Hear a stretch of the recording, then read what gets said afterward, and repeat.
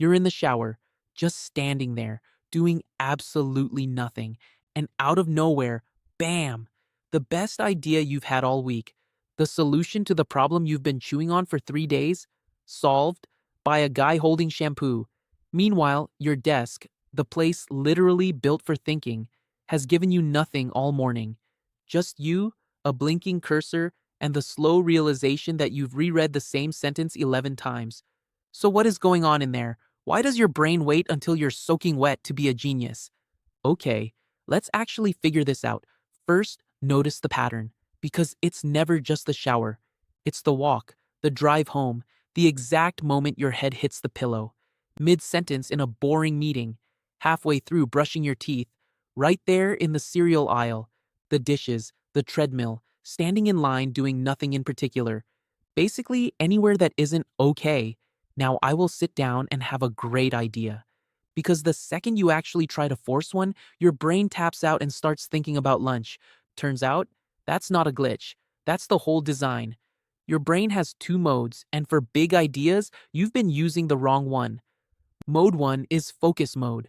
The spotlight, narrow, sharp, locked onto a single thing.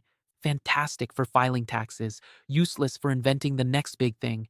Because a spotlight by definition only shows you the one spot you're already pointing at. Mode 2 is the interesting one, and it only switches on when you stop trying. Neuroscientists call it the default mode network. Marcus Rachel put a name to it in 2001 after noticing something weird in brain scans. The moment people stopped doing a task, a whole network lit up, brighter, not dimmer. The brain's idea of resting is apparently to throw a party the second you look away. It's been running this whole time. You just usually drown it out with noise and to-do lists. And that party has one job: wander. It drifts through everything you know. Old memories, random facts, that thing your coworker said in 2019, a movie you half watched, a conversation you forgot you had, snacks, always, somewhere, snacks. And it starts smashing these random pieces together just to see what sticks. Most of it is pure nonsense. A song lyric. What's for dinner? Did you lock the door? But every so often, two totally unrelated things collide, and that's an idea. Psychologist Sarnoff Mednick argued back in 1962 that creativity basically is this: linking ideas that live far apart.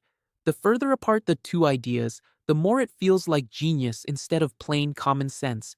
A connection your focused, spotlight brain would never have made because it was too busy staring. Now here's why the shower is so unfairly good at switching this on. It comes down to a thing researchers call incubation. The recipe is simple: give your brain a problem, then walk away and stop poking it. In 2009, Utna Seo and Tom Ormerod combed through decades of studies on this. Their verdict: stepping away from a hard problem genuinely helps you solve it. Your brain keeps working the problem in the background, like a browser tab you forgot was open. No effort, no straining. It just quietly chips away while you're busy living your life. But, and this is the key, incubation has one strict rule: your hands need to be busy while your mind stays free. In 2012, Benjamin Baird and Jonathan Schooler tested exactly this. They gave people a creativity puzzle, then a break filled with a boring, easy task. The boring task group came back noticeably more creative than people who just rested. Read that again. A boring task beat actual resting. And what, on this earth, is a more perfect, boring but easy task than a shower? You're occupied just enough that you can't sit there obsessing over the problem, but it's so automatic you could do it half asleep. And let's be honest, some mornings you have. Busy hands, free mind, the background brain finally gets the whole room to itself. No emails, no alerts, no tiny urgent fires demanding your attention right this second. And then there's the secret ingredient most people miss. You're relaxed. Warm water, no notifications, nobody on earth able to email you in there. That calm gives you a gentle bump of dopamine, the brain's little, ooh, this is nice chemical. And dopamine doesn't just feel good. Researcher Alice Flaherty links it directly to how freely your ideas flow. More dopamine, looser connections, weirder leaps. Exactly the conditions a good idea needs. Stress does the precise opposite. Stress slams every door in your head shut and tells the wandering network to sit down, which is why you've never had a brilliant idea while panicking 2 minutes before a deadline. Panic is fantastic for running from a bear, terrible for writing your big presentation. Relaxed brains also do something genuinely magical right before an idea lands.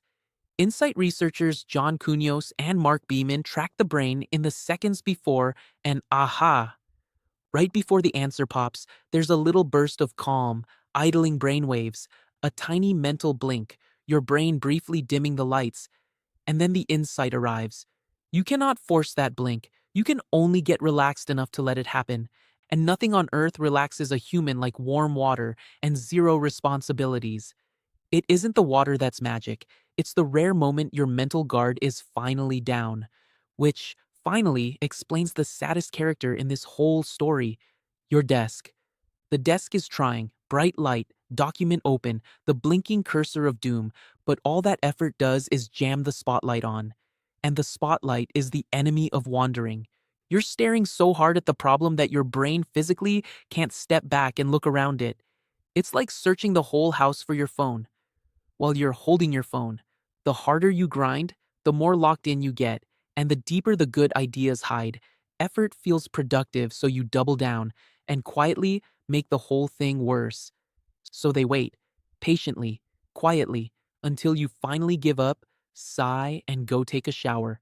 And the instant you stop trying, there they are, smug, right on cue, like they were never lost. So, what do you actually do with all of this? First, stop treating staring harder as the only way to work. When you're properly stuck, not lazy stuck, genuinely stuck, that's your cue to step away. Go for a walk, do the dishes, take the shower, let yourself be a little bored. You're not slacking off, you're switching modes. The stepping away is the work. The trick is making it deliberate instead of waiting for it to ambush you at 7 a.m. Famous thinkers swore by this. Long walks, long baths, long stretches of doing apparently nothing. They weren't being lazy, they were scheduling their own shower moments on purpose. Second, and this one's non negotiable, the idea shows up, and roughly 40 seconds later, it's gone forever. Wandering brain ideas are slippery. Catch them in the moment or lose them to the void. So keep a way to grab it. A notes app, a voice memo shouted at your phone, a waterproof notepad stuck to the shower wall. If you're truly committed to the bit, anything, just don't trust yourself to remember it later. You won't. Nobody does. The number of perfect ideas lost to I'll write it down once I dry off is genuinely tragic. And here's the bigger reframe to walk away with. The shower idea was never magic. It was your brain finally being allowed to do its job. The ideas were always in there. You were just standing in their way. Give your brain a little room, and it turns out it was a genius the whole time. So somewhere out there is a genius idea with your name on it, and it is flat out refusing to show up until you put down the pen and pick up the shampoo. So tell me down in the comments, what's the best idea you've ever had in the shower? And if your own brain-pulling stunts like this is weirdly fascinating to you, you're in the right place. Stick around, there's a whole lot more of it.